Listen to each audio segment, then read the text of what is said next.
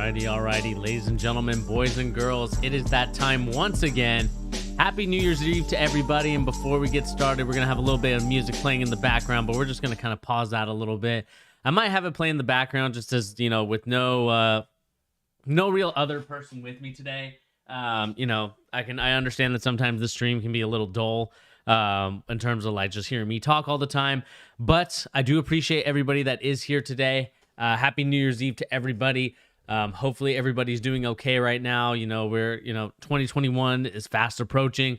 Hopefully you guys are making those goals and resolutions. More so goals. I think goals are things that you should really strive for. Resolutions, I'm not a huge fan of them because I think that if you really wanted to start something, or if something was gonna, I just think, in my opinion, this is of course just my opinion, you should start them as soon as possible if you feel like that's where you want to go. But nevertheless, guys, we are here to talk some NBA news and rumors and also basketball opinions. And guys, before we talk about that, remember to hit that subscribe button if you're new to the channel. Also remember to hit that like button. Remember, the more subscribers, the more likes, the more that this channel and the videos that pop up from this channel appear on everybody else's timeline. And so that way we can kind of talk about this situation at hand as it pertains to, kind of what's going on in the NBA right now. So I appreciate everybody that's doing that for me. We've got a lot of people on here.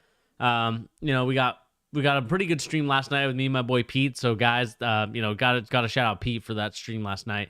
We went into depth about kind of the player empowerment movement, like how it's going. We talk about like what players are taking advantage of it, what players are, making the most out of the opportunity, and what players aren't. And we kind of just talk about just life stuff in general on yesterday's stream. And also we talked a little bit about other things like that. But like I said, we're here to talk about a couple things today. And, one of those things, of course, is what Kendrick Perkins said about who the best Celtic is on the team.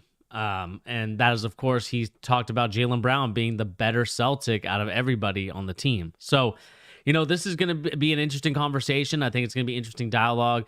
And, based on what the viewership is like in this stream, guys, we'll probably only go about 45 minutes. So that way you guys can enjoy your New Year's and we can just kind of talk a little bit about basketball. But then we can kind of move on to other things as well. But guys, like I said, my name is Bernie here on The Charge. Let's get into it. So the first story we're going to talk about today, guys, is, of course, Jaylen Brown. Jaylen Brown dropped 42 points last night in an epic win against the Memphis Grizzlies. I know the Memphis Grizzlies are not the cream of the crop as it pertains to competition. I know without John Morant, they're definitely not the cream of the crop. They're probably one of the worst teams in the NBA, to be honest with you. But nevertheless, Jaylen Brown is absolutely doing amazing this year. I believe in these 5 games, he's shooting about 44% from three-point land, 56 from the field, and really is, doing everything he can. 3.4 rebounds, 4.4 assists, in a role where a lot of people wanted him to be last season. We know that last season Marcus Smart called out Jaylen Brown. We know that Marcus Smart was one of those guys that was like, Jaylen Brown really needs to step up for us if we want to win championships. And, we're kind of seeing that right now.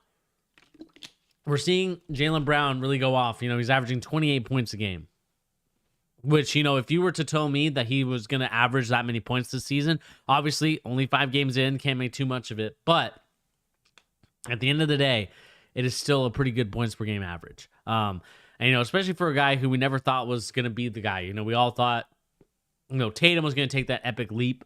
And so far, it just hasn't been the case with Jayson Tatum. Jayson Tatum's been a really good player for us. And he's one of the best scorers, and I think that he can get to that point. But right now, Jaylen Brown is really taking over as probably either the second or first best player, depending on how you look at it. And we see Kendrick Perkins pick his side, and he picks Jaylen Brown over Jayson Tatum. Jayson Tatum right now, shooting about 44% as well, or 41%, 42 almost, 45 from the field. But, I think what you're seeing from Jaylen Brown is that he's very efficient in his scoring. Meanwhile, Jayson Tatum is chucking up shots. And that's kind of the thing that I think we need to talk about, is just like, why is Jaylen Brown doing so much better at this point? Obviously, we can't show clips on here, unfortunately, but, hopefully we can kind of talk about it a little bit more. And let's get into it as we go to the live scene. Let's see here. Of course, let's get this going. Let's go to Jayson Tatum. Look at the stats really quick.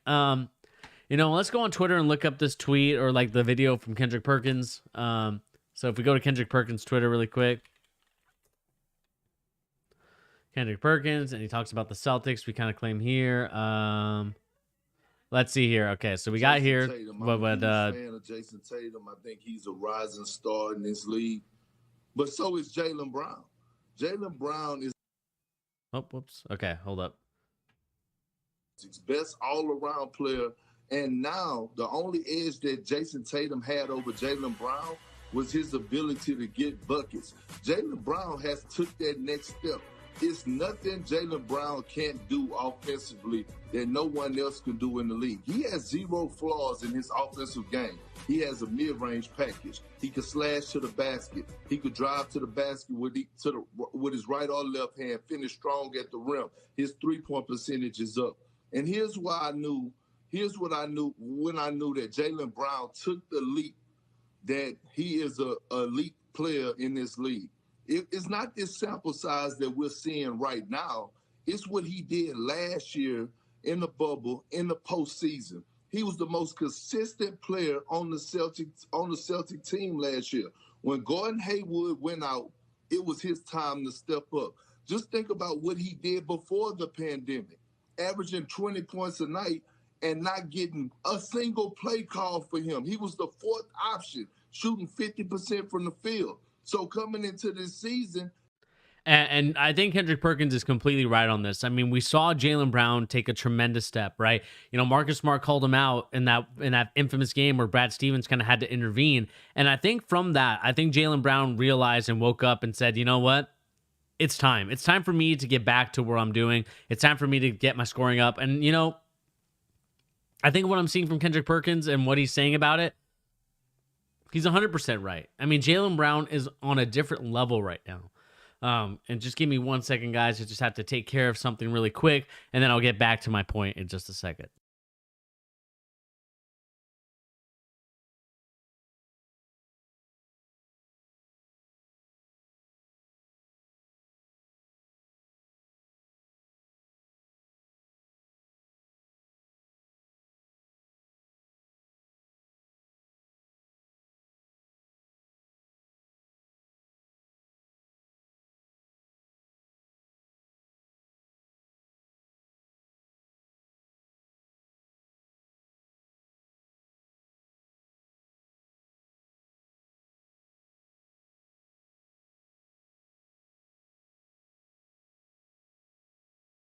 All right, sorry about that, y'all. Just had to take care of a little something really quick. But, I think that, Kendrick Perkins brings up an interesting point, right? Jaylen Brown never necessarily got the play calls for him. It was always ran by they never ran the offense around him, right? They ran it around Jayson Tatum, Marcus Smart, like many of these other guys, Gordon Hayward even.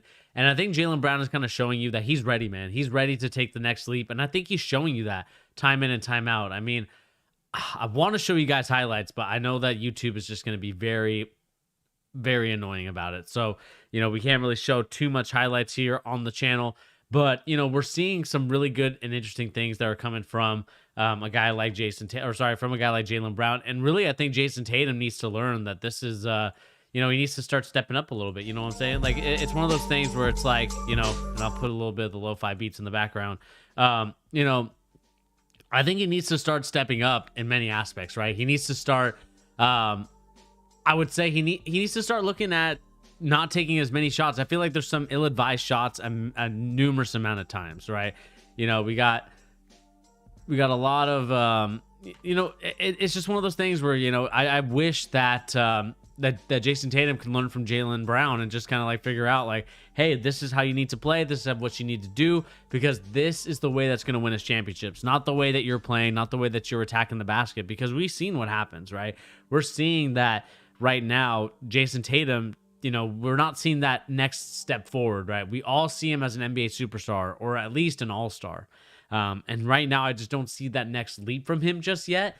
And I think that he can get there. I think that's possible. But right now, the person that's stealing the spotlight right now is Jaylen Brown. And, many times before, we were thinking about like, would you give up Jaylen Brown in order to sign Jayson Tatum? Now that's becoming a question. Like, or that was a question before kind of the what's happening right now during the season. And now it's like a completely different direction. It's like Jaylen Brown is untouchable. And I know that Danny Ainge has him and Jayson Tatum as untouchable in terms of being traded. But, what can we do to get them, past the hump, right? What can we do to get a team like the Boston Celtics past the hump? Because right now, like, I'm not convinced with this team so far. They've won some good games. They obviously blow the brakes off of Memphis, but that's because John Morant's not there. But what I've noticed too is that, like, I want to see more out of this team besides Jaylen Brown and Jayson Tatum. Their bench is god awful. Like, it's one of those things where I wish, other than Peyton Pritchard and maybe Robert Williams and a couple of those other guys that are there on the bench, this team isn't really strong on the bench. And I think that we need to get a strong bench if we want to compete for a championship. And I don't think that we're necessarily going to get that from the squad that we have currently. And that's kind of the aspirations of what the Boston Celtics want to go into. They want to get to the Eastern Conference Finals and actually win the game. Not kind of like, we got there, we're just happy to be there. No, like at this point now, we need to start looking at how can we get past the hump of, oh, we're happy just to be at the Eastern Conference Finals, but actually get past the Eastern Conference Finals and finally get into the NBA Finals. Because I think this team is too talented and too good to just kind of still waste away all that talent that they had on the team to not even make the finals. Because I think we're built pretty well. It's just, we're forgetting some things, and it is frustrating, in my opinion, that we're not, doing our due diligence in that aspect. So, as much as I love what's going on right now, there's a lot of work to be done. And the Boston Celtics are, they still need to work on some things. Jeff Teague is starting to step up a little bit. He's been a little bit quiet these last couple games, though. But we need to start looking at getting better results. And, we need to start looking at it. Today's games, I believe, if we look at it, I don't think the Celtics are playing tonight. But you do have Philadelphia, Orlando, Cleveland, and Indiana just finished. Sabonis, again, looking like a very... I'm maybe not caliber, maybe like most improved. We're trying to get in that conversation of all NBA team, because like the kid is getting more buckets and buckets every time I see him play. Chicago and Washington are tipping off, or it's in the second half right now, 41-39 to the Wizards. That team, the Wizards should win. They got Rui back, and they got Russell Westbrook, and they got Bradley Beal. There's no way they lose this game. With Lowry Markkanen out, I believe the arachnophobia guy, or not arachnophobia, whatever the guy's name is, Arachnimo. I don't even know how you pronounce that guy's name. But he's out. Basically, you're stuck with guys like Otto Porter Jr. and, that's on the... But you have a pretty bad bench, I would say, for the Bulls. And so, they need to start stepping up a little bit more as it pertains to getting them back into winning basketball ways. Right now, Zach LaVine is struggling right now with only 5 points, 2 of 4, but still at a -7. So defensively, it's kind of a liability. But, that's kind of how Chicago is this season. I'm not expecting too much out of him. But, let's see here. Let's see what the NBA says. NBA memo puts pressure on teams to enforce COVID compliance. So the NBA is placing significant burden on the team officials to monitor and met out disciplines in case of COVID protocol violations among players, staff, the league told teams. This is, of course, obtained by ESPN. We saw that members come today that the 4 Chicago players were ruled out against the Wizards because of the league and health safety violations or protocols. The NBA, which is designed to compliance enforcement officials, are officers and face mask officers within each team with the responsibilities to oversee and report violations to the top team leadership, told teams that they're required to notify the league of discipline imposed. Under the guidelines, the collective bargaining agreement, the NBA still holds the power to override teams' decisions on player punishments, the memo said. The league memos continues to oversee primary responsibility to monitor and investigate in-game violations such as failure to coaches or inactive players to wear masks, that deem an exceptional circumstance such as egregious or meaningful organization failures that result in the spread of COVID-19, game delays, postponement, or repeated flagrant violations, the memo said. So this, to me, what it kind of just says, and just kind of like to reiterate, is that now the teams are going to be, it's on them now to get players and to get the team. That new hairdo. Yep, I got the new hairdo. I'm still, it's not where I want it to be. I'd have to redo it. But anyway, kind of talking about the situation at hand. Happy New Year's Eve, fresh cut, homie. Yep, got the fresh cut now. And we're just kind of talking about this protocol situation that we're seeing from the NBA. We're seeing that a lot of NBA owners or NBA teams are now going to take ownership of what's going to be going on. You know, we're seeing right now, we saw that list right here, the Bulls players in today's game. You got Markkanen, the arachnophobia guy, Satoransky, Chandler Hutchinson, which sucks because I really like Chandler Hutchinson. But you see that those guys, they're out. And I think that now the league is trying to look at, like, how can we get these players and get these people to get, you know, to make sure that they're healthy enough, to make sure that they're actually complying with the rules. You know, we saw James Harden not do it. And we saw that Boogie Cousins and John Wall not do it. And that's how they got COVID. They got haircuts with some friends, and they ended up not being able to play. And so that's kind of the situation at hand that we see here, is that, like, that we need to really pay attention to what's going on. And I think these teams need to do a little bit of a better job. And now the onus is on them. They're gonna have to figure out a situation for them in order to make sure that their players don't violate the rules. Obviously, we have not had a positive case. Besides now, it looks like these guys are ruled out because of health and safety protocols. Like, they probably were all together hanging out, probably doing something, whether that was getting a haircut or whatever the situation might be. Like, we need to start looking at that and making sure that these players understand, like, look, if you don't play, you don't get paid, and two, it's going to be a situation where it's like you're going to have to, you're going to have to hold players accountable, and you might have to forfeit games because of it. So I think that's something that that teams need to really look out for, is making sure that these guys, after practice or after their team meetings, they're not putting themselves in situations where they could potentially expose themselves. And, you know, you want to limit gatherings, you want to limit all these type of things, and go, like, if you're going to get a haircut, make sure you go get the haircut at a place. I mean, if it is open, go get your haircut at, I don't understand why the team facilities just can't do that for John Wall and Boogie Cousins. Like, I understand, like, it's a place of work, but it's also kind of a more relaxed place than, I would say, like, a traditional office. Like, you don't go to the office to get your haircut, but in the NBA, it's a little bit of a different story. You know, I know colleges had their own barbershop area where the kids would always just go get their haircuts if they wanted something.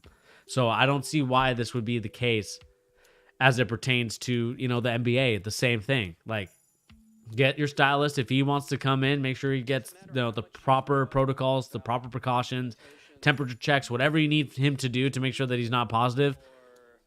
Make sure he does that, and then get your haircut. Like, don't put yourself in a situation where you go to someone's apartment and then, you know, you end up getting COVID and you end up not being able to play until now, where it's like, you know, you're 2 weeks in, and this cost the Houston Rockets, you know, they're 0 whatever they are. I think 0-2. If I'm not mistaken, let me look at their team really quick. I believe they're 0-2. They're 0-2 right now. Third, you know, they've only played 2 games. Obviously, had a game postponed. But, you know, it's just kind of disappointing to see. And yeah, Sean, I did see Rui, you know, splashing so far, 2 for 2 for 3-point, 11 points. Yeah, he's playing better, man. Like, he's definitely doing a lot better job.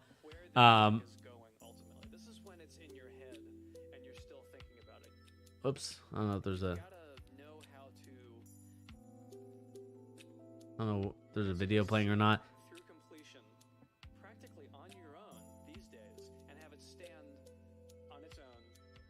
Oops. Maybe it was I guess maybe it's the song. I don't know. But I just want to make sure I'm not getting in trouble with the NBA. But yeah, let's see. The NBA is requiring players to wear sensors as part of contract chasing. I'm not sure about this one. But let's read into this. I think this just broke, I believe, this morning. So let's look into it really quick. And Sean, yeah, I did see that Rui Hachimura definitely doing a lot better, you know, coming back from the pink eye. You know, he worried me a little bit because I thought that, like, he hasn't played in a while. And, you know, pink eye isn't necessarily like a huge injury, but it took him out for a while. So I'm hoping that he can kind of stay on this healthy path and making sure that he plays and develops on the court, because, you know, the Wizards are going to need him eventually. But let's read this as the NBA pertains to roll out sensors as part of contract chasing.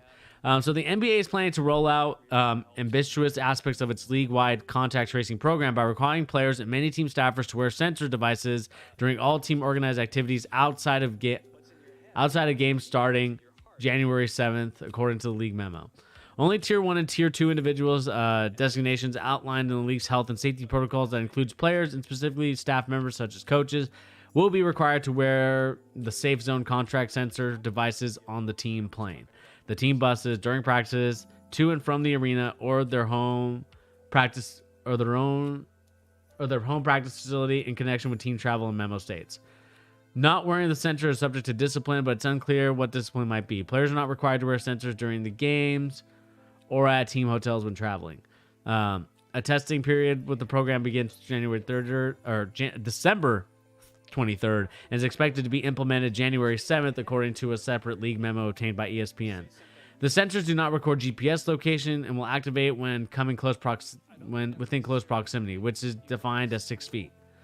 So what this looks like from what I'm seeing here is that basically these sensors are going to be used to making sure that you are 6 feet apart and to make sure that, they kind of follow like where you're going, which, and I know they say they're not going to record GPS location, but they're still, I kind of doubt that because you have to, these sensors are probably, you're going to know where these sensors are located, especially if your player's not wearing them. You're telling me that you're not able to find the exact pinpoint location of where this sensor is. I don't know, man. I'm not a huge fan of that. I understand why the NBA is doing this because they want to make sure that they emphasize like health. They want to make sure that nobody's testing positive. But I don't necessarily think that this is probably the right idea. And I know that we're making fun of it. You said, Dan, they're tracking everyone, Big Brother watching. I hope they're shocked. Like, that's what it kind of reminds me of. You put sensors like on a dog. You don't put sensors on human beings. And that's kind of to me, where I'm like, I understand what they're trying to do. I understand that they're trying to make sure that these players are healthy and make sure that they're far away from players. But these, once these players are like, they've done like their practice, they've done their game film, they've done everything for the team. They're going to go home and they're going to, if they want to break COVID protocol, they will break COVID protocol. It's not one of those things where you just, they're like, oh, well, maybe. No, they're gonna break the protocol. And I know that's kind of harsh for me to say, but like they're gonna break it whether or not you put the sensor on them. And we're pretty soon getting close to a point where the NBA is gonna be like, well, we want to make sure that we put the sensors on you the whole time. And that to me is not going to go over well with anybody. I mean, it's kind of the same thing. We have our phones, and you could say that our phones are the exact same thing. That Apple has done things with different states, I believe, and done like a contract tracing type of program with their phones, if you choose to turn it on. But, and I don't want to get into like conspiracy theory, Big Brother type of thing, but I don't think that this is a good idea. At the end of the day, it's not like a thing of, it's expected that the proximity alarm feature on the devices which were active in Orlando, Florida bubble will be disabled during the season. So I don't know. I'm not a huge fan of that. I think we could look at doing something else, but the question is like, what else do you do? It's just like, I don't know if this is necessarily the right idea we have here. Let's kind of read some of the comment sections here. Just for kicks, they should hand out a bunch of these in the Houston area strippers to see if James Harden's sensors start sliding up like a Christmas tree. That might not be a bad idea. You put it, James Harden definitely needs that, so he just stays away from that. I don't know. I do feel like, this is one of those things where it's like, I don't know if they should be wearing this. I know that it's the sensors do not record GPS and will activate with coming in 6 feet. Like, I understand. I don't know. I feel kind of iffy about it. I don't necessarily think that you should be doing that. I understand what you're trying to do. You're trying to protect your athletes. You're trying to protect your investment because, these employees basically make you your money as an NBA owner. And you're trying to be like, how do we make sure that these guys don't, they practice the social distancing stuff and practice the wearing the mask. But I don't know. I'm not a huge fan of that. I think that this kind of overstepping boundaries, and I don't think that this is necessarily the appropriate thing to do. I know that many people probably feel different about it, but I do think that you're kind of overstepping your boundary, and it is kind of inappropriate, I feel like, to be requiring players to wear those sensors and to be requiring them to use them. And like, it's just one of those things where it's like they're basically kids. And you're not treating them like adults, in my opinion. And so, some of them are ready to be an adult and some of them aren't. You get kids as young as 18 in this league. and I get that. But, the way that you're treating these health sensors and monitors, it seems like you're treating them like they're like 4 or 5 years old.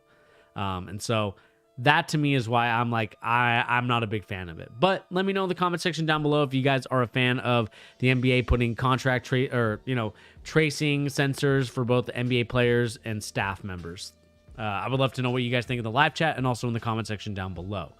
But let's move on to a different story. This to me is kind of another interesting one. And then we'll try to talk about the Hawks game from last night. We got Joel Embiid saying that he barely uses social media these days. Joel Embiid, one of the most celebrated social media presence earlier in his career, displayed his talent on the floor and then the trash talking online afterwards.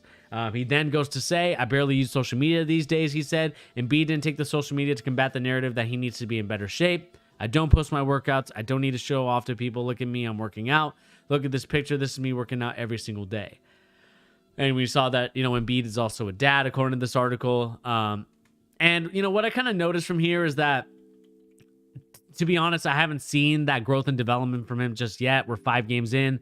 And I know that Joel Embiid at this moment is doing a pretty good job. I mean, if we go to this game and kind of go to the Philadelphia 76ers, we're looking at the stats right now. I believe he should be leading all of that. He's played 3 games, but they've had 4. Like, he's already sat 1. I understand that they're trying to keep him healthy, but if you've already sat 1 and we're only like maybe 4 games in, 5 games in, I think that's a big issue. I think that this is kind of an issue where I don't necessarily think that at the moment,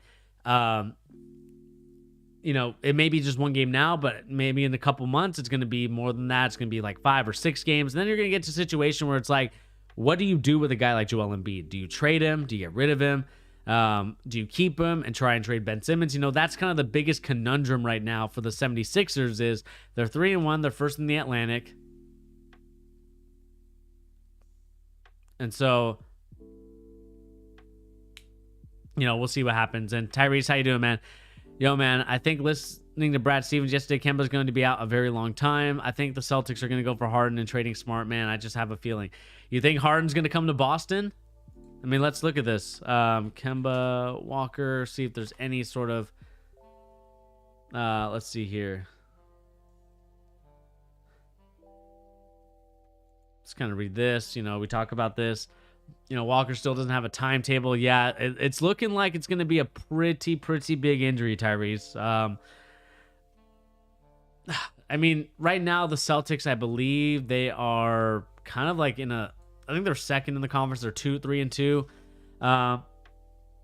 Obviously, I'm a little bit concerned for them. They're in the same conference as Brooklyn, Philadelphia. Yeah, I mean, so you really think that James Harden, like, I don't think, and seeing what we have with Pritchard and Teague, I mean, obviously that's going to be the case. I think that with Kemba out, he's going to have to be in that force of hand, but do you think that Marcus Smart and a couple first-round picks are enough to get James Harden to Boston? I think that you could get a lot more from the 76ers. I think if the 76ers are willing to give up Ben Simmons, then I think that that's kind of the move that you do if I'm if I'm the Philadelphia 76ers, or if I'm the Houston Rockets, that's the move I'm doing. If the Philadelphia 76ers can guarantee me Ben Simmons, why would I not take that? And so, like, as much as I love Marcus Smart, I talked about it a little bit earlier, Tyrese. I don't know if you were in the chat or you were in the stream watching it with me, but I think Jaylen Brown has kind of turned into our best player. And right now, I think that I don't think you trade for James Harden if you have to give up Jaylen Brown. I think Jaylen Brown is doing too well and too good at this moment to like warrant him to get traded and to use him as trade bait for James Harden. I just think that Jaylen Brown's too good. Can you get something for Marcus Smart? I'm not sure. And let's see here. Do you think Kemba and a first-team all-defender Marcus Smart is not enough to I mean, the thing is, like, right now, Kemba Walker's out. And he's not going to be playing for a very long time. Like you said. Like, he's going to be out. And I don't think that that's not enough. I don't think that that's enough to warrant you or him to really get like the thing going, right? Like, I don't think that that's enough to trade for James Harden. Like, if you have one of your like players out, like, is that something you really want to trade for? I understand that they were able to do that for the Cavaliers and Celtics trade. Tatum for Harden? No. Flaming Hot Funyuns, no. Tatum for Harden, I'm not doing. Tatum, I think, has too much potential. Harden's already kind of at his peak, and I don't think that that's necessarily where we're at right now. Obviously, we want to be at that peak level, but we're not there yet. They want to get a big three. I don't think that James, like, you have to guarantee me that I can get rid of Marcus Smart and Kemba Walker for James Harden. Otherwise, I don't think that that's a... No Kemba Walker, Smart, Langford, 2 first-round picks. Rounders gets it done. That's not enough. Like, I think Ben Simmons, as much as I don't like him, or maybe not don't like him, but the more that I critique him and are critical of him, I think that you have to like, if you're the Houston Rockets, that's a way better trade offer than what anybody else is offering. Unless the Denver Nuggets are going to offer Jamal Murray or Michael Porter Jr., that is a better offer. But like, just Kemba Walker, Romeo Langford, Smart, and 2 first-round picks, I don't think that that's enough. I would rather have Ben Simmons, who's already like a young player, already proven that he's like at least like a decent, I would say, kind of point guard, power forward build. That is where I would go. I don't think that you necessarily should go the other way and go with the trade that you said, Tyrese, because I don't think that that's really enough. As much as I would like James Harden if he could help us, I don't think that that's enough. And they are going for Ben. I mean, like, let's look at here. I think, let's see here. Ben. This is 5 hours ago from here. Let's see here if we can find the trade deal. Ben Simmons is the top player connected to Harden talks. We're seeing here that like this, like ESPN scribes to note that he can't shoot and forget Kemba was dropping 30 almost every night. I know, Tyrese, I get that about Kemba Walker, but I think the playoffs really spoiled it for a lot of fans, or really not a lot of fans, but more so a lot of the owners and the GMs around the league. Like, look, Kemba Walker's a great player. I don't deny that. He can drop 30, he can drop 25 a game. But defensively, what are you getting from him? And listening to Windy today made me convinced. I just have a feeling, man, and listening to Windy today made me convinced. Okay. I mean, like, I want to be proven wrong on that trade, Tyrese, because, like I said, I would love, as much as headaches, as much as I've criticized James Harden, he does help our team score. He does help our team get a lot of offense. The question for me is, I just don't know how Brad Stevens is going to handle that. I really don't know how Brad Stevens is going to handle that, man. Like, I understand that, the thing is also, too, if you get rid of those two players, like, what happens to our bench now? Like, we get rid of a couple of our bench players. We get rid of Marcus Smart, who defensively is going to help us. Jaylen Brown defensively is a great player, but we still need some key pieces here and there. And so, I mean, this is going to be a very interesting trade. This is going to be a very interesting situation. Other teams can't offer a bigger package. I mean, I think you're right, but at the same time, I do think... I think I would rather, if I'm the Houston Rockets, I'd rather take Ben Simmons. I understand that he can't shoot. I've criticized him for that, but he's still a young player. Meanwhile, the Houston Rockets from us would be getting some very old players in Marcus Smart and Kemba Walker, who's like 20, I would say like 27, 28, if I'm not mistaken. I mean, let's look how old Kemba Walker is. I think Kemba Walker is old, if I'm not mistaken, like 31 maybe. 30. So he's 30 years old. I don't see them. I think with Daryl Morey, you could see that, Tyrese. They would give up Ben. They would give up Ben in a heartbeat. I mean, the criticisms that you said about Ben Simmons is the same thing that the 76ers are looking at and being like, why can't we do well? I mean, we've seen, Ben Simmons not really be effective in that 76ers offense, besides being like basically be in the short corner and either lay up the ball as everybody kind of crowds up the space. Ben Simmons can kind of duck in and he can score. Kemba right now, like, after seeing him not play and after seeing him in the playoffs, I don't think teams are interested in a guy like Kemba Walker.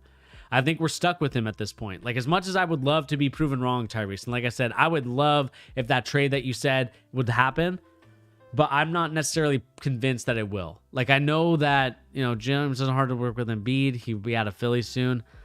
Nah, man, I think Embiid loves Philly. Unless Philly just decides to, like absolutely debacle this sort of trust the process by trading away some key pieces, I really don't see that happening. I know Harden's already old, but like you put Harden there, you know, they were what, one shot away from winning the championship a couple years back, or one shot away from going to the finals a couple years back when Toronto went to the finals. I don't know, man. I do think that this is going to be a situation where you could see Harden moving there, but you know, it is a very interesting kind of conversation to talk about. Like, you know, what would Harden trade rumors be? I mean, let's see if there's any.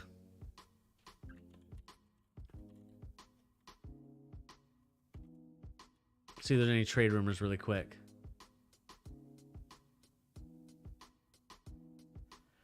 Let's see here. Let's see here. This is from Boston. Reportedly, Nets, 76ers among teams that have called about James Harden. Originally appeared on NBC Sports Boston. You know, I just don't know if we have enough, man. I don't think that this is enough.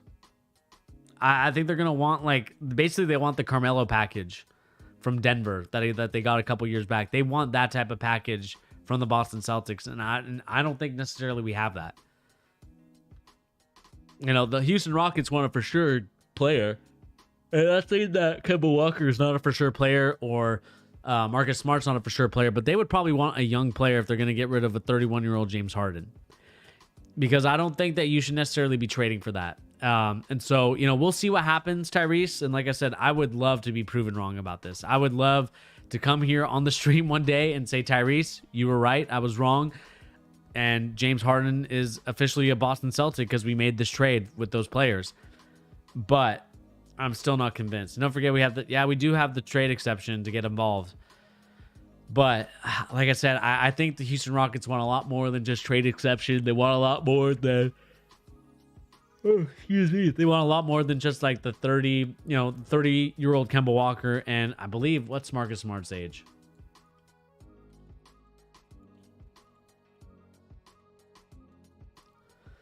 Marcus Smart's 26. Okay, so he's a little bit younger, so you could definitely get something out of Marcus Smart. But looks like he just got injured, so we'll see what happens there. I don't know, man. I think, like I said, I think that Ben Simmons would be better just because the potential's still there that you could do something with Ben Simmons. But like I said, I would love to be proven wrong about that. Like, I do think that the 76ers, the Houston Rockets are definitely looking to trade him away. They're definitely going to they're probably not going to trade him to the Western Conference, just because I know that for a fact they don't want to make any team in the West stronger. They would rather make the East stronger because they would go against LeBron. They would go against like other guys like that. Houston wouldn't get it because the teams don't know if they're getting a diva or a team player.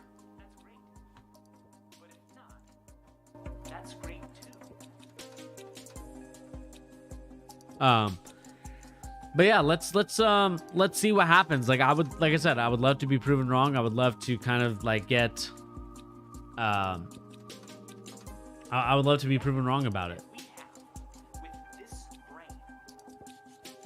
Let's see here.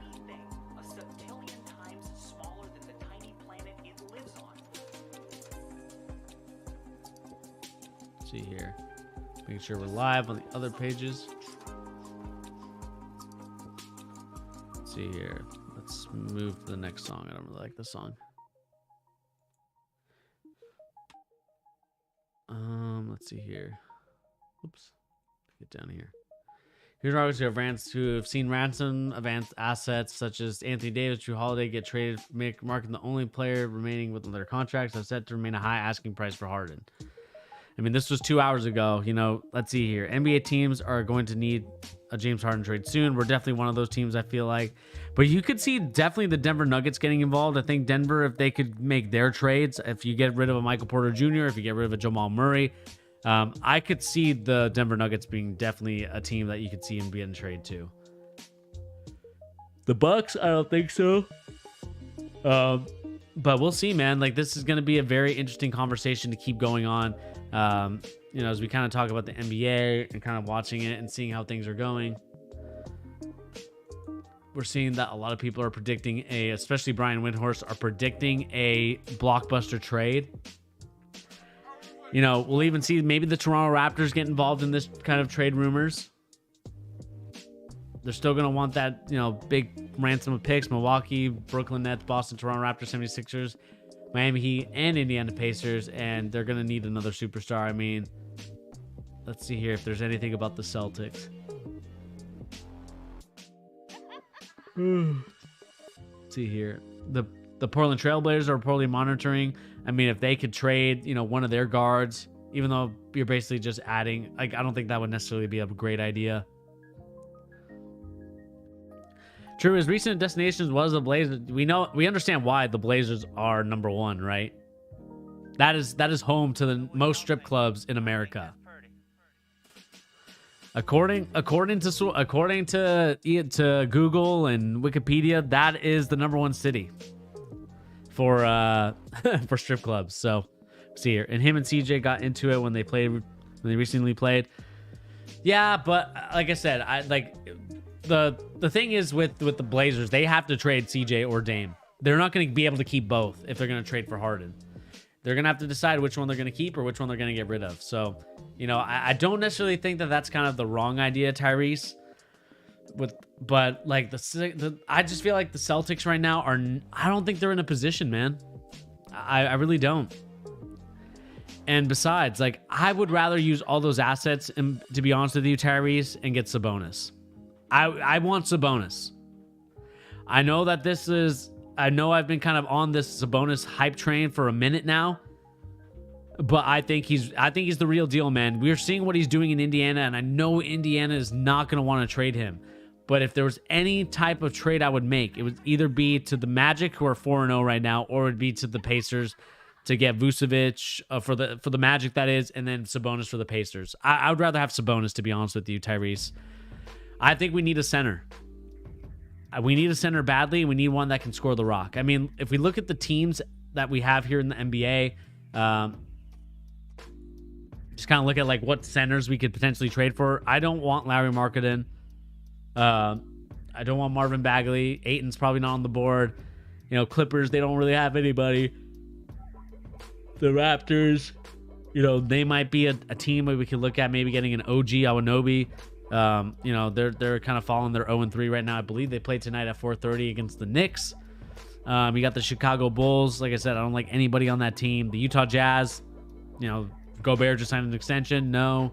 Oklahoma City, they don't really have anybody. Denver, they would never trade away Jokic. No. Minnesota, as much as I would love Cat, I'm not sure about Cat at this moment. Jaren Jackson Jr. is still hurt. Pelicans, they don't really have anybody. Milwaukee, nobody. Pacers, I think. I think that's really it. Like, I would either want Sabonis, honestly, with you, or I would want Vucevic. Those are the only two players that I would want from this team. I understand that we need someone to slow the game down and get it in line. But the thing with James Harden, like, we see like his style of play. I don't like it at all. I understand that some people are a fan of it. Some people will like it. But when I really look at everything and when I really see it, I don't think I'm necessarily a fan of it.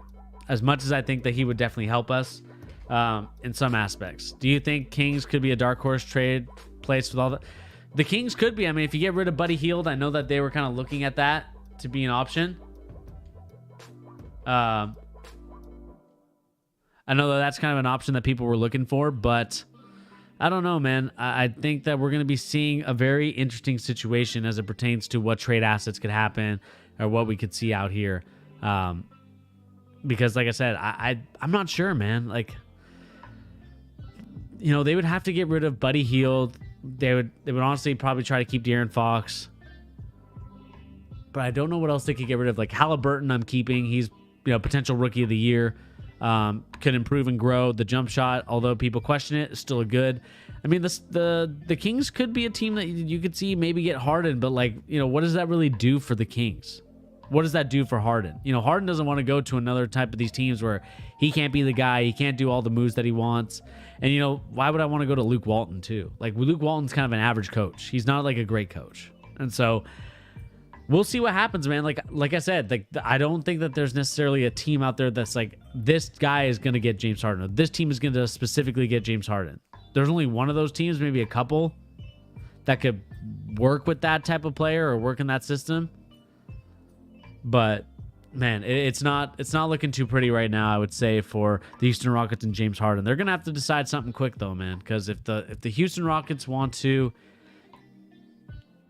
if the Houston Rockets want to kind of get into it, they kind of want to do their thing, they're gonna have to start looking for trade pieces soon. I think the Raptors have more pieces to give. I know Pascal's not as good as he once was, but you can get rid of a guy like OG Anunoby. You could maybe they want to get rid of Van Vliet. You could probably get rid of some draft picks. I don't know, man. It's a very interesting kind of conundrum if you're the Houston Rockets, because you're trying to see who's going to give you the most assets so you can build your team. You can start working on it. And that's kind of like the biggest question mark that I have for these teams is really, what team is going to have enough assets that the Houston Rockets are going to look at that and be like, this is enough to secure a trade. Because we know that the Houston Rockets want basically the whole kitchen sink for a guy like James Harden.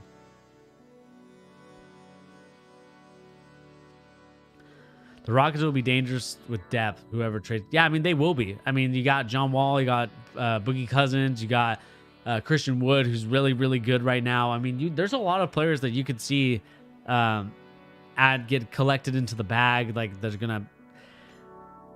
Like, the Houston Rockets are going to look really good, once they get rid of James Harden, just because I think they can move the ball a lot better without him, and they can stop doing this like hero ball, one-on-one ISO moves, and really get a team going. But, at the end of the day, it's up to, what we can find from these teams. And so, the Houston Rockets right now are in a predicament where they're going to have to decide, what's the right move. Does the Denver Nuggets get involved? Utah doesn't have enough assets. The Wizards, no. The Heat, maybe if you trade away Tyler Hero, but I don't see the Heat trading Tyler Hero. I know that I think that he's a little overrated at this point, but I know that people like him. They do need to make a trade, Tyrese, but they need to make a smart trade, right? The thing that I get your sentiment, Tyrese, and I 100% agree. I do think that they need to make a trade in order for this team to go from, they could be a really good team to these guys can make a playoff push and really contend for the NBA title. And, that was kind of our stepping line. And then we kind of turned away from that. And, we're going to see what happens, man. The Celtics do need to make a trade, but they need to make the smart trade. They need to make the right trade, because if they don't make the right trade, they don't make the smart trade, we're going to be back in the same kind of predicament that we were in a couple years ago, where we're trying to just acquire draft picks to get a guy like Jayson Tatum or another Jaylen Brown wannabe, or Jaylen Brown 2.0 or a Jayson Tatum 2.0. And so we need to make sure that we do a good job of making sure that we really are doing our homework and really smart with, okay, these are the trades that we see here. Which ones do you like, Brad Stevens, and which ones do you think you don't like? And then you get your opinions from that, and you figure out what that situation is. And I think that we're going to kind of see that as it pertains to the Boston Celtics from here on out. They're going to have to start looking themselves deep in the mirror. I think Brad Stevens needs to get this team in line, needs to get their ducks in a row, and I think this team could actually be a really, really, really good team. But that all depends if we do trade for him and if we do all these things. We know that the Brooklyn Nets are on a different level right now. The Milwaukee Bucks are on a different level, even though we won against them. And I think there's a couple more teams too. The 76ers are definitely better than us at this moment. So we'll see what goes on, man. We could trade for Draymond or somebody. It's smart, but I don't know if Warriors do it. Yeah, the Warriors, I don't think they will do it. I think the Warriors are kind of looking to rebuild. The question is going to be how much of a rebuild? Are they going to get rid of a guy like Steph and Clay? They're going to keep them. That's kind of the biggest question mark going into this situation at hand. But anyway, guys, I think that is going to do it here for the Charge. I know that this was a short stream. I know that we only went about 50 minutes, but I want to respect everybody's time for New Year's Eve. Again, guys, we did talk about Jaylen Brown. Could he be the number one player for the Boston Celtics this season, the way that he's playing? Kendrick Perkins thinks so. We talked about contract tracing with the teams. They're adding little sensors to them.